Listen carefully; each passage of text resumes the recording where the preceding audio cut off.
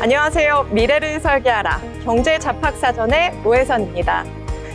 오늘 코스피 지수가 장 초반 3,700선을 돌파하며 또 한 번 장중 최고치를 경신했는데요. 베센트 미국 재무부 장관이 한국과의 무역 협상 마무리를 언급한 영향으로 풀이됩니다. 전날 밤 미국 증시에서 필라델피아 반도체 지수도 강세를 보이는 영향으로 오늘 삼성전자, SK하이닉스도 역대 최고치를 경신했는데요. 우리 시장 계속해서 상승 랠리를 보여주고 있고 또 반도체 투탑이 우리 지수를 견인해주고 있는 상황에 더 들어가도 될지 고민도 되실 텐데요. 여러분 고민하지 마시고요. 저희와 함께 하시면서 오늘을 정리하고 내일을 대비해 보시기 바랍니다. 네, 오늘 그날 챙겨봐야 할 핵심적인 이슈들 저희 경제잡학사전에서 꼼꼼하게 짚어드리겠습니다. 네, 오늘 경제잡학사전 정소희 유예빈 아나운서 모셨습니다. 안녕하세요. 안녕하세요. 네, 간밤에 뉴욕 증시는 미중 갈등 우려, 셧다운 장기화 우려 속에 대형은행 호실적 발표, 연준 양적 긴축 종료 및 추가 금리 인하 가능성, AI 산업 모멘텀 기대감 등 악재와 호재가 걸친 결과로 장중 변동성이 확대됨에 따라 3대 지수는 혼조세로 마감했는데요. 최근 중국과의 협상 여지를 시사하는 트럼프 대통령의 중국을 도울 의도며 해치지 않을 것이라는 발언과 더불어 중국과의 무역 갈등 확대 의도 일축, 에펙에서의 미중 정상회담 가능성 시사 등 전일 베센트 재무장관의 발언을 염두에 둘 필요가 있었습니다. 즉 정상회담을 앞두고 미중 간 협상력을 높이기 위한 의도적인 양국의 강공 모드는 10월 중 단기적으로 증시 노이즈 유발 요인으로 작용할 수 있으나 미중 관세 유예 만료 시일을 앞둔 에펙 정상회의를 기점으로 미중 간 협상 국면으로의 전환이 여전히 유효하다고 판단했습니다. 한편 시장의 상승 랠리를 이끄는 두 축인 금리 인하 기대감과 AI 산업 모멘텀도 여전히 지속되는 흐름입니다. 전일 고용 하방 위험 증가 속 파월 연준 의장의 추가 금리 인하 가능성 시사 발언에 이어 마이런 이사 또한 이날 미중 간 긴장 고조 속 추가 금리 인하를 주장하며 시장 내 금리 인하의 기대감을 지속시키는 요인으로 작용했습니다. AI 모멘텀 측면에서는 ASML이 AI 투자붐의 3분기 호실적을 발표함과 동시에 내년 매출액 또한 올해보다 나아질 것이라는 가이던스를 발표하며 AI 모멘텀이 지속됐습니다. 자세한 내용 정소희 아나운서와 함께 알아보겠습니다. 네, 정소희 아나운서, 뉴욕 증시와 글로벌 이슈 전해주시죠. 네, 오늘 뉴욕 증시 아주 정신없는 하루였습니다. 미국과 중국의 무역 긴장감이 여전히 누그러지지 않은 가운데 이 은행의 강력한 실적 그리고 금리 인하에 대한 기대감이 뒤엉키면서 혼란스러운 모습을 보여줬는데요. 3대 지수가 극도의 변동성을 보인 끝에 혼조로 마감했습니다. 자세한 마감 지수 함께 보도록 하겠습니다. 먼저 다우존스 0.04% 하락한 46,253.31포인트로 종가 형성했고요. 나스닥은 0.66% 오르면서 22,670.08포인트로 마쳤습니다. S&P 500은 0.4% 상승하면서 6,600선에서 종료됐는데요. 미국과 중국의 무역 갈등이 계속해서 이어지고 있는 가운데 이 연방정부의 셧다운이 장기화되지 않을까라는 우려 속에 투심이 눌리기도 했습니다. 하지만 예상 실적을 웃돈 은행주들의 어닝 서프라이즈부터 시작해서 이 실적 시즌에 대한 기대감들이 들어오면서 또 투심이 몰리는 그런 양반되는 양상을 보여줬는데요. 히트맵 보시면서 더 자세한 내용 알아보도록 하겠습니다. 역시나 오늘 금융주들이 강한 모습입니다. 뱅크 오브 아메리카 4%대 상승세를 보였고요. 모건 스탠리 역시 4% 넘는 강세를 연출했습니다. JP모건도 상승세를 나타내면서 은행주들이 전반적으로 호조를 보여줬고요. 대형 기술주들의 움직임은 크지 않았습니다. 엔비디아 장 초반에 2% 넘게 올랐지만 이후에 상승분을 모두 반납하면서 하락 전환했고 결국에는 0.11% 하락하면서 약보합권에 머물렀습니다. 다만 나머지 반도체주들이 강하게 올라왔습니다. 브로드컴 2%대, 퀄컴도 1% 가까이 올라왔고요. 인텔은 4% 넘게, AMD는 무려 9.4% 크게 튀어오르면서 이 반도체단이 좋은 모습을 보여줬습니다. 그러면서 필라델피아 반도체 지수 오늘 3%대 상승세를 나타냈습니다. 테슬라는 1.38% 상승했고요. 구글과 메타 좋은 모습이었습니다. 각각 2%대, 1%대 오르면서 시장의 안정감을 더해주는 모습입니다. 오늘 히트맵도 전체적으로 초록색과 붉은색이 이렇게 뒤섞이면서 혼란스러운 모습인 점 확인하실 수 있겠는데요. 그럼 오늘 시장이 왜 이렇게 움직였는지 자세한 내용들 글로벌 이슈와 함께 살펴보도록 하겠습니다. 먼저 페드의 발언이 있었습니다. 트럼프 대통령의 관세 정책으로 기업들의 비용 부담이 현실화하고 있다는 경기 진단에 대한 발언을 내놨습니다. 페드는 베이지북에서 조사 기간 동안 물가가 추가로 상승했다면서 여러 지역에서 수입 비용뿐만 아니라 보험, 의료, 기술 솔루션 같은 서비스 부문의 높은 비용이 투입 비용 상승을 가속화하고 있다는 진단을 내렸고요. 여기에 더해서 관세로 인한 투입 비용 상승이 여러 지역에서 보고됐지만 이런 비용 상승이 최종 가격에 전가되는 정도는 지역마다 달랐다고 덧붙였습니다. 노동시장과 관련해서는 최근 몇 주간 고용 수준이 대체로 안정적이었지만 전반적인 노동 수요는 억제된 상황이라고 평가했습니다. 여기에 더해서 오늘 미중 무역 갈등에 대한 발언도 있었습니다. 미 행정부가 중국의 희토류 수출 통제를 강하게 비판하면서 국제사회가 함께 맞서야 한다고 주장했는데요. 스콧 베센트 장관은 미국이 동맹국들과 중국의 수출 통제에 대한 공동 대응을 논의하고 있다면서 이것은 중국 대 세계의 문제이며 우리와 동맹국들은 결코 중국으로부터 지시나 통제를 받지 않을 것이라는 입장을 내놨습니다. 미국 무역 대표부인 그리어 대표도 중국의 이번 결정은 비례적인 조치가 아니라 전 세계 모든 국가에 대한 경제적 강압이라고 날을 세우는 모습이었습니다. 이런 발언들이 경기 침체에 대한 우려를 키우면서 투심을 억누르는 듯한 모습이었는데 또 호재들도 있었습니다. 바로 대형 은행주들의 어닝 서프라이즈였는데요. 모건 스탠리는 3분기 순수익을 약 46억 달러로 발표했는데 이는 당초의 시장 예상치를 10억 달러 이상 상회하는 수치였습니다. 뱅크 오브 아메리카 역시 3분기 순수익이 전년 동기 대비 23% 증가한 85억 달러라고 밝히면서 오늘 주가가 폭등했습니다. 골드만삭스와 JP모건도 전날 투자은행 부문에서 양호한 실적을 발표하면서 은행주가 탄탄하다는 모습을 증명해줬습니다. 마지막 이슈, 우리나라와 관련된 이야기입니다. 베센트 장관이 한국과의 무역 협상을 앞으로 10일 내로 마무리할 수 있을 것이라고 이야기했습니다. 지난 7월 말 큰 틀의 무역 합의 후에 3개월 동안 교착 상태에 빠졌던 상황이었는데요. 이번에 한미 관세 협상이 양국 간의 이견이 좁혀지면서 급물살을 타고 있습니다. 이달 말에 한국 경주에서 열릴 에이펙 정상회의를 앞두고 양측이 협상 타결 의지를 강하게 드러내고 있는 만큼 한미 관세 협상 전격 타결이 가시권에 들어온 것으로 보여지고 있습니다. 그럼 이어서 오늘 기업별 이슈들도 함께 살펴보도록 하겠습니다. 먼저 애플입니다. 애플이 가정용 신제품 생산 거점을 중국에서 베트남으로 옮긴다는 소식을 전했습니다. 내년 출시될 홈허브와 실내용 보안 카메라, 2027년에 공개될 탁상형 로봇까지 베트남에서 생산하고 BRD가 최종 조립부터 테스트, 포장까지 전격적으로 맡게 됩니다. 베트남 내 아이패드 생산도 확대를 하는데 팀쿡 CEO는 베이징에서 중국 시장에 대한 신뢰와 현지 투자를 재확인하는 발언도 함께 내놨습니다. 다음은 마이크로소프트 소식인데요. N스케일이 마이크로소프트와 대규모 GPU 공급 계약을 맺었습니다. 이 엔비디아 GPU 약 20만 개가 투입되는데 텍사스 AI 캠퍼스에 10만 4천 개, 포르투갈 시네스 데이터 센서에 12,600개 GB300이 배치될 예정이고요. 동시에 오라클과의 협력으로 기업들은 공장 장비 센서 데이터를 실시간으로 확인하고 분석할 수 있어서 공급망 효율과 대응력을 높일 수 있습니다. AI 인프라 확장과 산업 데이터 연계가 동시에 가속화될 것으로 보여지는 상황입니다. 다음으로 알파벳입니다. 웨이모가 런던에서 로보택시 서비스를 개시한다는 소식을 전한 건데요. 먼저 향후 몇 달간 안전 전문가가 동승한 상태로 도심 시험 주행을 통해 데이터를 확보하고 차량을 점검할 예정이라고 합니다. 이 과정을 거쳐서 규제 승인을 받으면 2026년부터 상업 서비스를 시작한다는 계획이고요. 사실상 유럽 진출의 첫 발로 볼 수 있겠습니다. 도심형 자율주행 운영 경험을 본격적으로 쌓는 단계라고 이야기할 수 있습니다.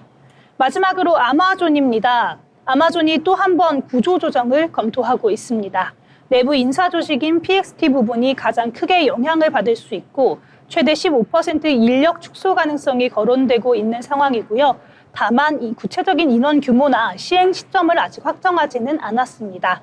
비용 구조를 정비하면서 핵심 사업의 자원을 재배치하려는 움직임으로도 볼 수 있겠는데요.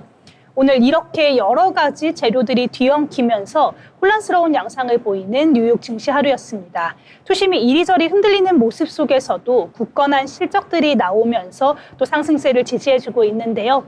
내일은 어떤 모습으로 마무리될지 저희와 함께 하시면서 투자 흐름 체크해 보시길 바라겠습니다. 네, 미증시 마감 상황과 글로벌 경제 이슈 정소희 아나운서와 함께 알아봤습니다. 자, 그럼 이번엔 매일매일 기업을 자세히 분석해보는 시간입니다. 알아두면 쓸데있는 기업 사전. 네, 오늘은 어떤 기업일지 궁금한데요. 네, 유예빈 아나운서와 함께 알아보겠습니다. 유예빈 아나운서 전해주시죠. 네, 요즘처럼 날씨가 쌀쌀해지면 많은 분들이 피부 고민하실 텐데요. 오늘은 K뷰티의 대장주 파마리서치를 소개합니다. 파마리서치는 2001년 강릉에서 출발했습니다. 처음에는 의료 현장에서 쓰이는 치료 재료를 수입하며 시작했는데요. 환자들의 상처 회복이나 피부 손상 개선에 도움이 되는 제품을 직접 개발해야겠다는 그 노력 덕분에 지금처럼 피부 재생 분야의 선두주자가 됐습니다. 자, 그럼 대표 제품을 한번 살펴보겠습니다. 먼저 조직 재생 주사제인 리주비넥스가 있습니다. 피부 재생을 촉진하고 염증을 완화하는 효과가 입증된 제품인데요. 현재 병원에서는 피부 미용 시술이나 흉터 개선 치료에 폭넓게 사용되고 있습니다. 최근에는 또 일반 의약품인 리주비넥스 크림까지 출시되면서 인지도가 급상승하고 있는데요. 8월 약국 POS 기준으로 판매 횟수 6위에 오르며 약국가의 핫 아이템으로 자리 잡고 있습니다. 또 여기에 외국인 관광객들에게는 한국 쇼핑 1순위 품목으로 꼽히고 있습니다. 그럼 두 번째로는 리쥬란이 있습니다. 리주비넥스와 같은 재생 기술을 기반으로 하는데요. 하지만 피부 탄력과 콜라겐 생성을 돕는 미용 시술용 브랜드입니다. 대한민국의 스킨 부스터라는 새로운 미용 트렌드를 만들어낸 제품인데요. 현재는 모르는 분들이 없을 정도로 피부 미용에 빠져서는 안 될 제품이 됐습니다. 또 여기에 각막 재생 점화액인 리안으로 이어지면서 이렇게 의료부터 뷰티까지 다양한 분야를 아우르는 브랜드로 입지를 다졌습니다. 자, 그럼 파마리서치의 상반기 매출액을 한번 살펴볼까요? 보시는 것처럼 가파른 상승세를 보이고 있는데요. 현재 2025년 매출액은 약 3,500억 원대로 계속해서 꾸준히 증가하고 있습니다. 이렇게 파마리서치가 성장세를 보일 수 있었던 그 비결에는 뭐가 있을까요? 가장 큰 이유는 바로 해외 소비자들의 수요 확대입니다. 미국과 유럽을 중심으로 K뷰티와 K메디컬 제품에 대한 관심도가 크게 늘고 있는데요.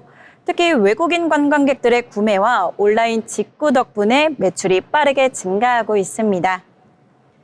자, 그럼 국가별로 한번 살펴보면 프랑스에서는 글로벌 에스테틱 기업인 비바시와 5년간 약 880억 원 규모의 유통계약을 체결했는데요. 그 덕분에 영국과 독일, 프랑스, 그리고 이탈리아, 스페인 등 서유럽 22개국에 진출했습니다. 또 미국에서 열린 송 오브 스킨 캠프 팝업 행사에서는 리쥬란 앰플이 무려 베스트셀러 탑5에 들면서 소비자들의 높은 관심을 입증하고 있습니다. 여기서 확인할 수 있는 파마리서치만의 강점은 바로 대표 제품 리쥬란이 유럽 의료기기 인증을 받은 유일한 브랜드라는 점입니다. 그 덕분에 유럽 시장에서 계속해서 독보적인 입지를 확인받을 수 있는데요. 또 파마리서치는 이렇게 의료기기뿐만 아니라 의약품, 화장품이 함께 성장하는 기업 구조를 가지고 있습니다. 네, 수치로 보면 의료기기 매출은 1,544억 원, 약 90% 가까이 증가했는데요. 또 화장품은 587억 원, 의약품은 376억 원으로 세 부분 다 고른 성장세를 보이고 있습니다. 앞으로의 전망도 밝습니다. 파마리서치는 2025년 하반기 새로운 의료 미용 장비인 이비드를 출시할 예정입니다. 쉽게 말해 레이저나 고주파 에너지로 피부를 자극해서 스스로 회복을 돕는 미용 장비인데요. 고객 만족도와 병원 매출을 동시에 끌어올리는 효과가 기대됩니다. 이렇게 피부 재생 분야의 선두주자를 달리고 있는 파마리서치 계속해서 기대해봐도 좋을 것 같습니다. 네, 이어서 오늘 하루 국내 어떤 이슈들이 나왔는지 알아보는 뉴스 브리핑 시간입니다. 한미 무역 협상 타결 기대감에 현대차가 급등하는 등 오늘 하루 다양한 이슈들이 쏟아져 나왔는데요. 자, 오늘 하루 다양한 이슈들과 함께 핵심 내용들 정리해 보겠습니다. 정소희 아나운서가 준비하셨죠? 네, 맞습니다. 오늘 제가 처음으로 준비한 뉴스 소식은요. 관세 충격의 파월, 이제 미국 실업률 상승이라는 제목의 기사입니다. 이 제롬 파월 미 연준 의장이 미국 고용시장의 하방 압력이 커지고 있다면서 실업률이 본격적으로 오르기 시작할 것이라는 이야기를 했습니다. 14일에 열린 전미 식물경제협회 연설에서 파월 의장은 이민 감소와 노동 참여 둔화가 겹치며 노동시장이 덜 역동적이고 고용 위축 신호가 뚜렷하다라고 진단했는데요. 미국 실업률은 이미 작년 4%에서 지난 8월 4.3%까지 올라간 상황입니다. 관세 충격과 경기 둔화로 기업의 채용과 투자가 줄어들고 있는 점도 영향을 미치고 있고요. 또 연준은 양적 긴축 종료 시점이 가까워지고 있다고 언급하기도 했습니다. 시장에서는 10월 FOMC에서 금리가 인하될 가능성이 높아졌다는 해석이 함께 나오고 있고요. 파이낸셜 타임즈는 연준 내부가 인하에 대한 필요성을 강하게 인식하고 있다는 신호라고 평가하기도 했습니다. 다음 내용도 함께 보겠습니다. 데이비드 섹스가 가상자산이 3년 내에 제도권에 완전 편입될 것이라는 발언을 했습니다. 세일즈포스 드림포스 2025에서 백악관 AI 가상자산 특임보좌관인 데이비드 섹스가 클래리티법 추진에 맞춰 3년 내 가상자산이 완전히 제도권에 편입될 것이라는 의견을 밝혔습니다. 바이든 행정부 시기에는 암호화폐가 자의적인 기소를 겪었다고도 비판했는데요. 대중 수출 통제와 관련해서는 최첨단은 아니어도 일반 반도체는 중국에 팔아야 화웨이 점유율을 빼앗을 수 있다면서 과도한 규제가 억눌린 수요를 키울 수 있다고 지적했습니다. 행사에서는 마크 베니오프 세일즈포스 CEO가 오픈 AI와 손잡고 기업용 AI 플랫폼 에이전트 포스 360을 공개했습니다. 최근 베니오프의 주 방위군 배치 지지 발언으로 이 행사장 밖에 시위도 계속해서 있었고요. 섹스와는 우회전 좌회전을 두고 농담을 주고받기도 했습니다. 전반적으로 이렇게 규제 명확화와 기업용 AI 확산이 맞물리면서 테크, 크립토의 제도권 편입 기대가 커지고 있는 상황입니다. 다음 소식도 함께 보시면요. LNG 발전소 신설된 용량 절반, 탈원전 이어 탈가스. 정부가 30년 넘은 노후 LNG 복합 화력을 교체할 때 기존의 절반 용량만 허용하는 방안을 검토 중입니다. 11차 전기본 기준 2038년까지 교체 대상은 약 13.9기가와트로 이 중에 약 7기가와트를 다른 발전원으로 대체하는 구상원까지 거론되고 있습니다. 당초에 수소, 혼소, 가스터빈 열병합 전환 등 친환경 개조가 제시가 됐는데 최근에는 절반 용량 교체 검토로 기류가 바뀌었다는 평가입니다. 정부는 아직까지는 확정이 아니라는 입장이고요. 업계에서는 수급 불안과 요금 인상을 우려하고 있습니다. 재생 변동성 보완과 개통 복구의 LNG가 핵심인데 이 용량을 줄이면 피크 대응이 약해질 수 있다는 지적도 함께 나오고 있습니다. 다음 뉴스도 보시면요. 금산분리 완화의 반도체 지원, 배당 소득 35%에서 25% 검토하겠다라는 내용인데요. 김용범 대통령실 정책실장이 금산분리 완화 논의를 공식화했습니다.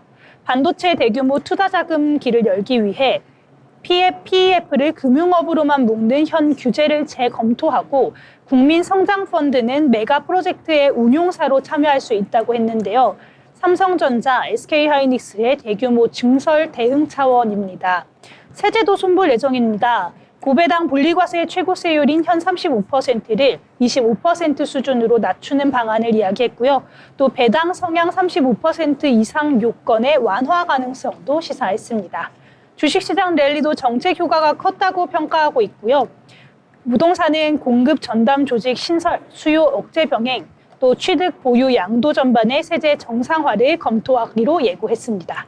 대외 현안도 속도전인데요. 이 김 실장 같은 경우 한미 관세 협상 MOU 2차 수정안을 들고 방미하면서 3,500달러 대미 투자 펀드 구조, 또 이익 배분, 무제한 한미 통화 수합 같은 쟁점에 대해서 의미 있는 진전이라고 가능성을 언급하기도 했습니다. 마지막 뉴스입니다. AI 거점 도시 대구에서 한국판 CES 열린다. 이 대구시가 5,510억 원 규모의 AX 구체 사업을 추진하면서 22일에서 25일 엑스코에서 열리는 미래혁신기술박람회에 국내에 585개의 기업 기관을 모으기로 했습니다. 핵심은 AI를 모빌리티, 로봇, 의료, 제조 현장에 어떻게 붙일지에 관한 내용인데요.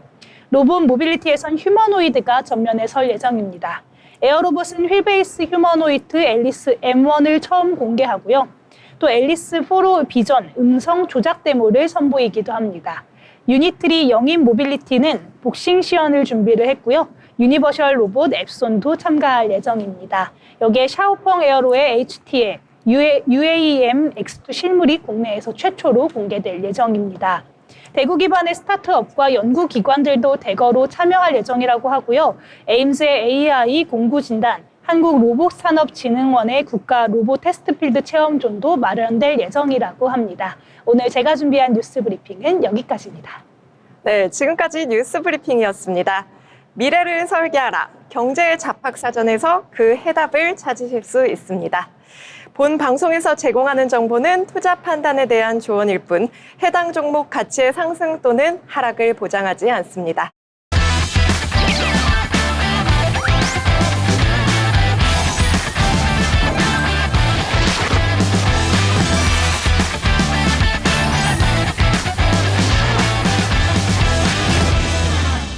네, 이번 순서는 돈 잘 버는 고수가 되고 싶은 아나운서들과 함께 경제, 주식 이야기를 나눠보는 시간입니다.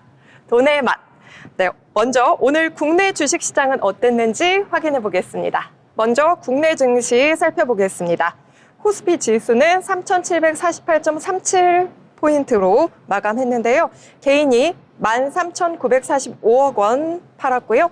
외국인과 기관이 각각 6,527억 원, 7,426억 원 순매수했습니다. 다음은 코스닥 지수입니다. 865.41포인트로 마감했고요. 개인이 3,483억 원 사들였고요. 외국인과 기관이 각각 968억 원, 2,361억 원 팔았습니다. 네, 다음 코스피 시총상위주입니다. 먼저 삼성전자와 SK하이닉스 오늘 굉장히 흐름 좋았는데요. 2.84% 상승하면서 삼성전자가 97,700원으로 마감했고요. SK하이닉스가 무려 7.1% 상승하면서 45만 2,500원으로 마감했습니다. 네, 연이어 LG에너지솔루션 8.8% 상승하면서 빨간불 켜주고 있고요. 삼성바이오로직스, 두산에너빌리티, 현대차 모두 상승으로 마감했습니다. 특히 현대차 8.28% 상승으로 마감했습니다. 네, 하나에어로스페이스 시총상위주 중에 유일하게 파란불을 켜내며 1.89% 하락했습니다. 네, 이어 HD, 현대중공업, 기아 모두 빨간불 켜주며 좋은 흐름 보여주고 있습니다. 다음은 코스닥 시총상위주 살펴보겠습니다. 먼저 1위.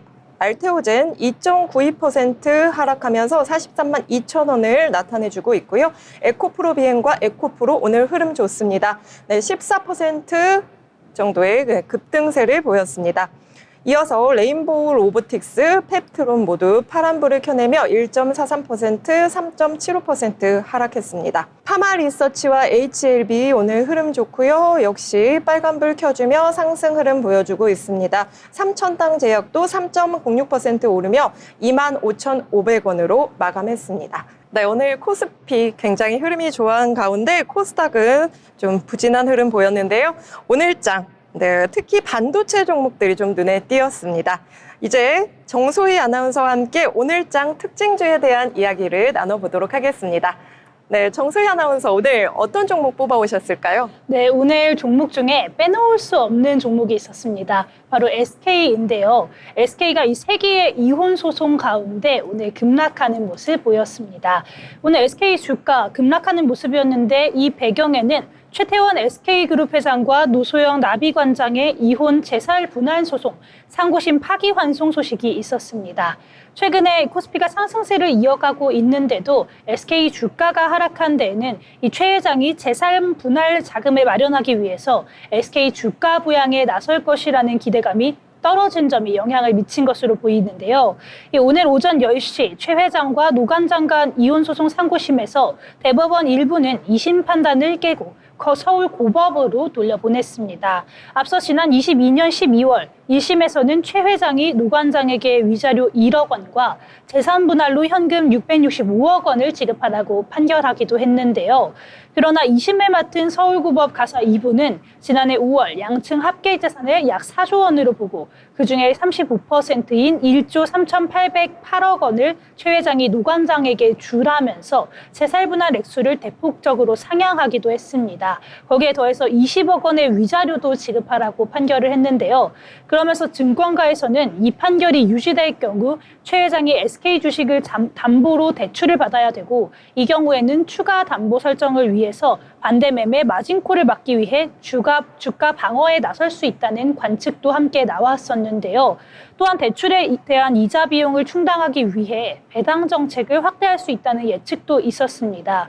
이에 2심 판결 당일인 지난해 5월 30일 SK 주가는 9%대 상승 마감을 한 데 이어서 다음 날에도 11%대 급등을 했는데 이 판결이 뒤집히면서 오늘 이런 기대감들이 쭉 떨어지는 모습이었습니다. 그러면서 주가가 하락했는데요. 오늘 차트 함께 보도록 하겠습니다.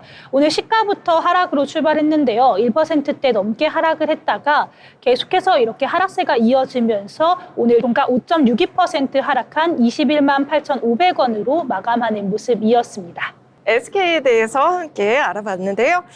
저는 이제 오늘장에서 움직임을 보인 현대차를 뽑아봤습니다. 제가 꼽은 오늘의 특징주는 현대차인데요. 미국과의 무역 협상 타결이 임박했다는 소식이 전해지면서 현대차가 오늘 장 초반부터 강한 상승세를 보였습니다. 전일 대비 9.62% 오른 24만 5천 원까지 오르다 24만 2천 원에 장을 마쳤습니다. 스콧 베선트 미국 재무장관은 현지 시간 15일 CNBC 인터뷰에서 한국과의 협상을 마무리 중이며 현재 세부 조율 단계에 있다고 밝혔습니다. 이 발언이 전해지자 시장은 한미 간 무역 협상이 사실상 타결 직전에 들어선 것으로 받아들이며 양국 간 자동차 관세 완화 기대감이 주가를 밀어올리고 있습니다. 이번 협상은 3,500억 달러, 우리 돈 약 498조 원의 규모로 한국의 대미 투자 패키지 구성과 외환시장 안전장치 마련이 핵심 쟁점으로 알려졌습니다. 또 양국은 이미 지난 7월 관세 협상을 통해 미국이 예고했던 25%의 상호 관세를 15%로 낮추는 대신 한국이 대미 투자 확대에 나서기로 한 큰 틀의 합의를 이룬 바 있습니다. 하지만 투자금 조달 구조와 세부 이행 방안을 두고 이견이 이어졌는데요. 이날 김용범 대통령실 정책실장과 김정관 산업통상자원부 장관이 하워드 러트닉 미국 상무장관과의 후속 논의를 위해 출국하면서 이번 회동이 타결 전 마지막 관료급 협상이 될 것이라는 전망이 커지고 있습니다. 특히 이달 말 예정된 에펙 정상회의를 계기로 트럼프 대통령이 방한할 가능성이 제기되며 정상 간 최종 합의가 이뤄질지 시장의 관심이 쏠리고 있습니다. 한편 증권가에서는 현대차의 중장기 수익성 방어력에 주목하고 있는데요. 신한투자증권의 현대차에 대해 투자 의견 매수, 또 목표 주가 27만 원을 유지하며 관세 이벤트 전후로 분할 매수 전략이 유효하다고 평가했습니다. 3분기 영업이익은 2조 6천억 원 수준으로 전년 대비 26% 감소할 것으로 예상되지만 환율 상승에 따른 긍정 효과와 판매량 증가 등 일정 부분이 이를 상쇄할 것으로 내다봤습니다. 또한 현대차가 주당 10,000원의 배당을 약속하고 3년간 4조 원 규모의 자사주 매입 계획을 밝힌 만큼 주주 환원 정책이 주가의 하방을 견고히 지탱할 것이라고 분석했습니다. 시장에서는 이번 협상 타결이 단기 재료를 넘어 현대차의 글로벌 전략에 구조적인 변화를 가져올 수 있다는 기대감도 커지고 있는데요.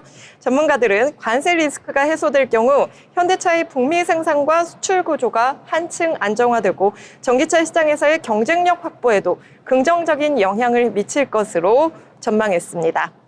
네, 현대차 함께 알아봤고요. 자, 이번엔 정소희 아나운서 다음 종목 소개해 주시죠. 네, 이번에 소개할 종목은 한국금융지주입니다. 오늘 우리나라에서도 실적 기대감이 반영된 종목에 나왔는데요. 3분기 호실적에 대한 기대감이 증권가를 중심으로 확산되면서 투심이 자극된 것으로 보여집니다. 고현수 하나증권연구원은 상반기에 이어서 3분기에도 우수한 운용 능력을 바탕으로 시장의 예상치를 크게 웃도는 실적이 기대된다는 이야기를 했고요. 이에 따라서 연간 지배주주 순수익이 1조 7천억 원 달성이 가능할 것이라고 분석하기도 했습니다.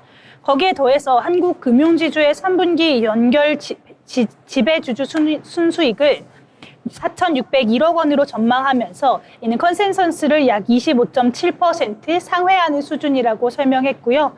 운용 환경 개선으로 발행 어음, 운용 수익이 증가하고 또 3분기 국내 증시 일평균 거래 등급이 9.4% 늘면서 브로커리지 수수료 수익도 1,117억 원으로 전년 동기 대비 33.9%, 전분기 대비 4.2% 증가할 것으로 전망하고 있습니다. 고연구원은 150조 원 규모의 국민성장펀드가 조성되는 만큼 4분기 투자 일임업 인가 취득 이후에 본격적인 운용 수익 확대가 가능할 것이라고 봤고요. 중장기적으로 안정적인 이익 성장에 대한 기대감이 유효하다는 의견까지 덧붙여줬습니다. 오늘 차트도 함께 보도록 하겠습니다. 오늘 차트 함께 보시면요. 일단은 3일 연속으로 매수세가 들어오는 점이 눈에 띕니다. 이 저점에서 시작되어 있다 보니 아무래도 계속해서 올라가는 흐름이고요. 오늘 같은 경우에는 고가 7.84%까지 상승하면서 굉장히 좋은 흐름 보여줬습니다. 다만 살짝은 밀리는 모습 보여주면서 오늘 전장 대비 5.26% 상승한 15만 6,100원으로 종가 형성했습니다. 네, 이렇게 해서 함께 특징주 알아봤는데요. 저도 이번에 한번 뽑아보도록 하겠습니다. 저는 삼형엠텍을 소개해드리도록 하겠습니다. 조선 원전 플랜트 기자재 전문 기업이고요. 이 삼형엠텍은 최근 가파른 주가 상승세를 보이며 오늘장에서 52주 신고가를 새로 썼습니다. 삼형엠텍은 최근 며칠간 상한가에 근접한 강세를 이어가며 거래량이 급증했는데요. 단순한 기술적 반등을 넘어 실질적인 수급 변화가 반영된 것으로 시장에서는 분석하고 있습니다. 삼형엠텍은 조선, 원전, 그리고 광산 플랜트 분야의 핵심 기자재를 생산하는 기업입니다. 최근 글로벌 조선 경기 회복 기대감과 국내 원전 산업 활성화 흐름이 맞물리면서 이른바 다중 수혜주로 주목받고 있는데요. 삼형엠텍은 전일 장마감 후 사업 다각화를 위한 대규모 투자 계획도 잇따라 공시했습니다. 우선 동아화성 주식 666만여 주를 약 1,333억 원에 추가 양수하기로 결정했고요. 양수 후 지분율은 43.5%에 달할 전망입니다. 또한 삼형파트너스 주식회사 지분 100%, 300만 주를 150억 원 규모로 신규 취득한다고 밝혔습니다. 각각의 양수 및 취득 예정일은 오는 10월 22일과 12월 16일로 예정되어 있습니다. 네, 시장에서는 이번 투자 결정이 삼형엠텍이 단순한 기자재 공급업체를 넘어 사업 포트폴리오를 확대하고 신성장 동력 확보에 나선 것으로 해석하고 있습니다. 특히 조선 기자재, 원전 기자재, 플랜트 기자재를 아우르는 삼각편대 구조를 확보함으로써 글로벌 인프라 산업 전반에 대응할 수 있는 기반을 다졌다는 평가입니다. 증권가에서도 하반기 실적 전망을 긍정적으로 보고 있는데요. 조선 엔진 부문과 광산 클랜트 기자재 부문의 성장세가 매출과 영업이익 개선으로 이어질 것이라는 분석이 이어지고 있습니다. 또한 업계 일각에서는 마스가 프로젝트 등 대형 조선 관련 수주 가능성이 부각되며 투자 심리에 불을 지피고 있는 것으로 전해집니다. 다만 일부에서는 이번 급등세가 기대감에 선반영된 측면이 있다고 지적하면서 구체적인 수주 계약이나 실질적인 성과가 뒤따르지 못할 경우 단기 조정 압력이 커질 가능성도 제기됩니다. 또한 조선 플랜트 업황 변동, 원자재 가격과 환율 리스크 역시 잠재 변수로 꼽히고 있습니다. 결국 삼형엠텍의 주가 상승은 시장 기대감이 주도한 모멘텀 랠리로 풀이되지만 이를 유지하기 위해서는 실제 수주 실현과 가시적인 사업 성과가 반드시 뒷받침돼야 한다는 지적이 나오고 있습니다. 네, 이렇게 해서 삼형엠텍 함께 살펴봤고요. 네, 또 정소희 아나운서가 준비한 특징주 살펴보겠습니다. 네, 오늘 마지막으로 준비한 특징주 바로 삼성전자입니다. 오늘 삼성전자 굉장히 상승세를 타는 모습이었는데요. 삼성전자의 경우 3분기 어닝 서프라이즈를 발표하면서 역대 최고가를 터치하는 모습이었습니다. 장중에는 96,900선까지 오르는 97,700선까지 오르는 모습을 보이면서 역대 최고가를 갱신하는 모습이었고요. 직전 장중 기준 역대 최고가는 2021년 1월 11일에 기록한 96,800원이었습니다. 이 주가 상승에 이어서 시가총액도 굉장히 크게 상승을 하는 모습이었고요. 이러한 부분은 글로벌 반도체 업황의 풍향계 역할을 하고 있는 ASML이 3분기 시장 전망치를 웃도는 실적을 발표한 영향을 받고 있는 것으로 보여집니다. 미국 월스트리트 저널에 따르면 ASML의 3분기 신규 주문액은 54억 유로, 한화 약 8조 9천억 원으로 전년 동기 대비 2배 이상 높은 동시에 시장 조사업체인 비저블 알파 집계치보다도 많은 수준을 기록했는데요. 3분기 매출과 순이익은 각각 75억 2천만 유로, 21억 3천만 유로입니다. 이 부분 역시 시장 예상치를 상회하는 수준이고요. 총 이익은 38억 8천 유로, 총 이익률은 51.6%로 전망 상단을 기록하기도 했습니다. 그러면서 간밤에 미국에서 TSMC가 3% 가까이, 브로드컴이 2% 넘게 오르면서 미국 기술주들이 강세를 보이는 모습이었는데요. 삼성전자 이런 훈풍에 탑승했습니다. 김동원 KB증권 연구원은 최근 주가 상승에도 PBR 비율이 1.4배를 기록하면서 글로벌 메모리 업체 중에 가장 저평가되고 있다고 삼성전자를 평가했고요. 향후 주가 10만 원이 강력한 지지선으로 작용할 전망이라고 분석하는 의견까지 함께 내놨습니다. 이런 호재들 속에서 오늘 삼성전자 날아올랐습니다. 오늘 차트 함께 보시면요. 우상향을 그리는 곡선입니다. 오늘 최고가를 터치했는데요. 고가 97,700원까지 굉장히 높은 수준으로 올라왔습니다. 오늘 같은 경우에는 전장 대비 2.74% 상승하면서 97,500원으로 마감하는 모습입니다. 네, 이렇게 오늘장 특징주들 함께 살펴봤습니다. 오늘 코스피 3,730선을 찍고 대부분의 종목들 빨간불을 켜주며 마감했는데요. 내일장 흐름은 어떻게 될지 눈여겨보시기 바랍니다. 호랑이는 죽어서 가죽을 남기고 사람은 죽어서 이름을 남긴다. 어떤 인물이 우리나라에 이름을 남기는지 정치, 경제, 사회, 문화 등에서 화제가 된 인물을 알아보는 인물로그 시간입니다. 오늘 인물 누굴까 궁금한데요. 우리 유예빈 아나운서가 준비하셨죠? 네, 오늘 소개해드릴 인물은요. 월드 디즈니의 밥 아이거 CEO입니다. 밥 아이거는 ABC 방송국의 평범한 스튜디오 직원으로 커리어를 시작했습니다. 그는 항상 더 나은 콘텐츠, 더 큰 비전을 꿈꿨는데요. 탁월한 기획력과 리더십으로 방송국 경영진에 오르며 1996년 디즈니가 ABC를 인수했을 때 디즈니 그룹으로 자리를 옮기게 됩니다. 이후에 밥 아이거는 디즈니를 새로운 회사로 바꿔놓은 혁신 인물로 꼽히게 되는데요. 그가 CEO로 취임한 건 2005년이었습니다. 당시 디즈니는 애니메이션 흥행 부진과 내부 갈등, 그리고 젊은 세대와의 거리감 때문에 큰 위기에 빠져 있었습니다. 여기서 그가 선택한 해법은 인수를 통한 IP 확장 전략이었습니다. 2006년 픽사를 인수하면서 스티브 잡스와의 파트너십을 맺었고요. 2010년에는 마블 스튜디오, 2012년에는 루카스 필름, 2019년에는 21세기 폭스를 인수했습니다. 이 모든 거래는 콘텐츠 역사상 가장 성공적인 인수로 불리게 되는데요. 이 덕분에 디즈니는 단숨에 IP 제국으로 거듭나게 됩니다. 또 여기서 밥 아이거의 진짜 힘은 스토리텔링과 기술의 조화에 있었습니다. 계속해서 변화하는 기술의 흐름에 맞춰서 OTT 플랫폼인 디즈니 플러스를 직접 진두지휘했는데요. 넷플릭스가 시장을 장악하던 시기에도 아이거는 우리의 자산은 이야기와 캐릭터라며 콘텐츠 중심의 스트리밍 전략을 밀어붙였습니다. 그 결과 2020년 론칭한 디즈니 플러스는 불과 3년 만에 1억 6천만 명 이상 가입자를 기록하면서 글로벌 2위로 성장하게 됐습니다. 물론 그에게도 어려움은 있었습니다. 코로나 팬데믹으로 테마파크가 문을 닫았고 극장 수입이 급감하던 그런 시기가 있었죠. 2020년 은퇴를 선언했지만 디즈니가 다시 흔들리게 되자 2022년 CEO로 복귀를 하게 됩니다. 그 결과 AI와 VR 기술을 활용하며 디즈니 테마파크의 큰 성장을 지금까지 이루고 있는 중입니다. 바바 이거는 그의 자서전에서 이렇게 말했습니다.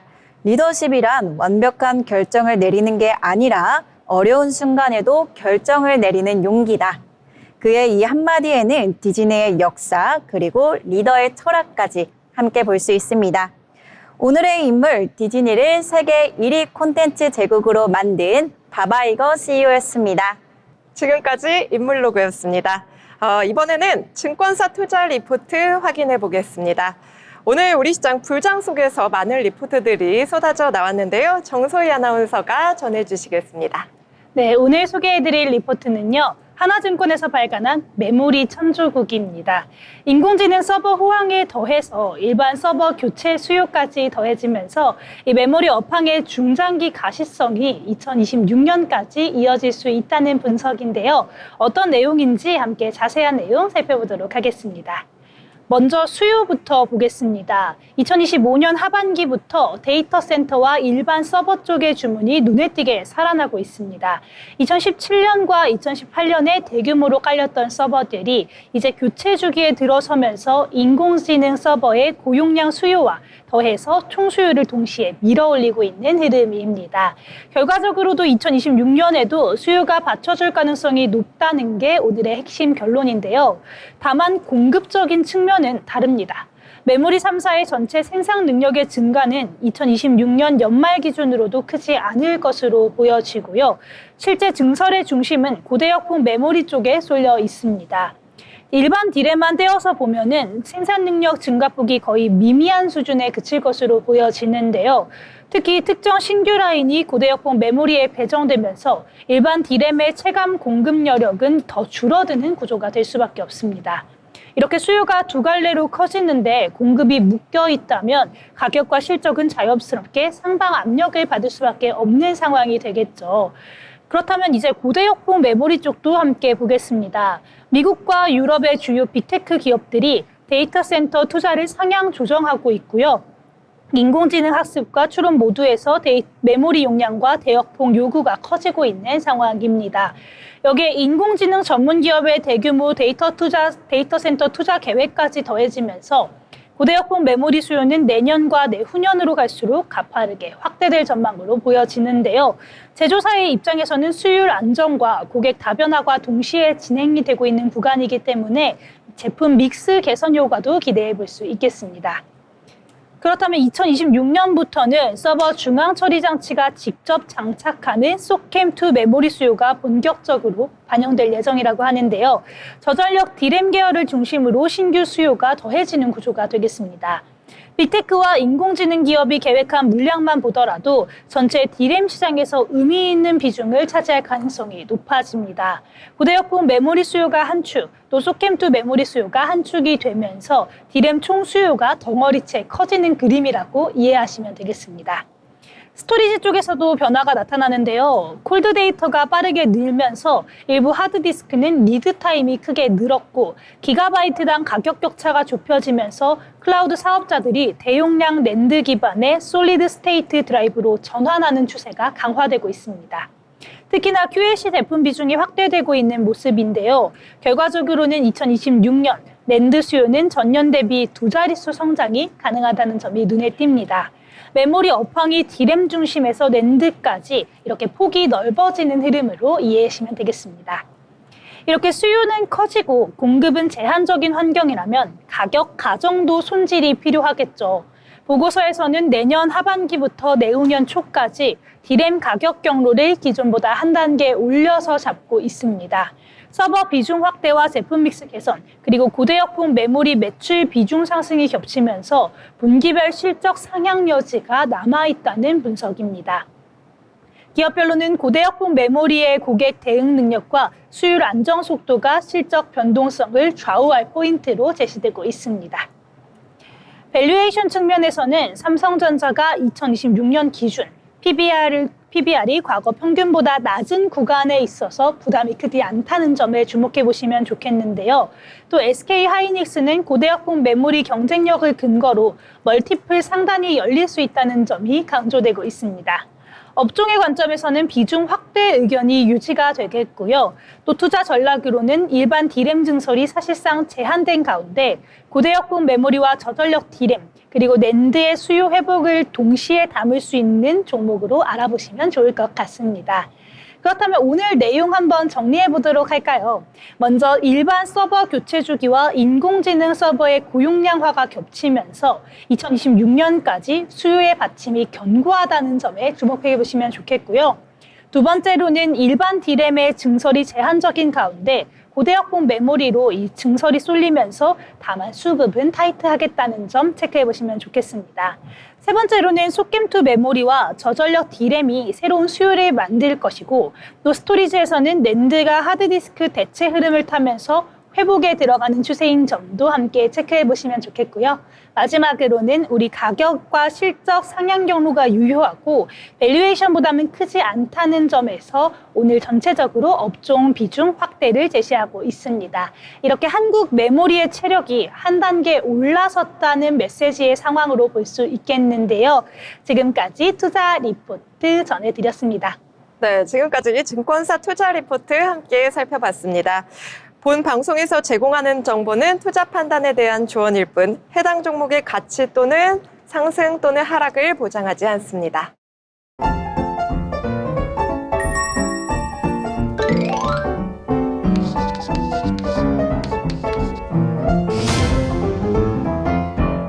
경제 잡학사전 오늘도 아나운서들과 함께 이야기 나눠봤는데요. 마지막 수다가 남았죠. 네, 오늘 장에 대해 한 줄 평을 해본다면요. 먼저 정소희 아나운서. 네, 저는 오늘 장을 한마디로 표현하면 4,000피를 향해 이렇게 이야기해 보겠습니다. 우리 시장 굉장히 좋은 흐름을 보이고 있다 보니 조만간 4,000피가 되지 않을까 이런 기대감들이 굉장히 큰 것 같은데요. 우리 4,000포인트를 찍는 그날까지 함께 달려보도록 하겠습니다. 네, 잘 들었습니다. 그럼 이번에는 우리 유예빈 아나운서는 어떻게 생각하나요? 네, 오늘 장 긴장감이 컸던 하루였던 것 같습니다. 미중 갈등과 또 여기에 셧다운 우려도 있었지만 은행 실적 호조도 있었잖아요. 내일은 또 어떤 온도차를 보여줄지 계속해서 지켜봐야겠습니다. 네, 저도 우리 시장 앞으로도 좀 더 우상향하지 않을까라고 생각하는데요. 이유는 계속해서 우리 시장이 상승 랠리를 보여주고 있고 특히 오늘 역대 최고가를 터치하면서 이 불장이 당분간 사그라들지 않지 않을까라는 생각을 해봤습니다. 이렇게 해서 유동성 장세 속에서 다양한 이슈, 내용들 함께 살펴봤습니다. 잘 참고하셔서 내일을 잘 준비해 보시기 바랍니다. 오늘 뉴욕 증시도 저희 잘 지켜보고 대응 전략 세워드리도록 하겠습니다. 내일도 저희 방송과 함께 하시면서 미래를 위한 계획 함께 세우시기 바랍니다. 시청해주신 여러분 고맙습니다.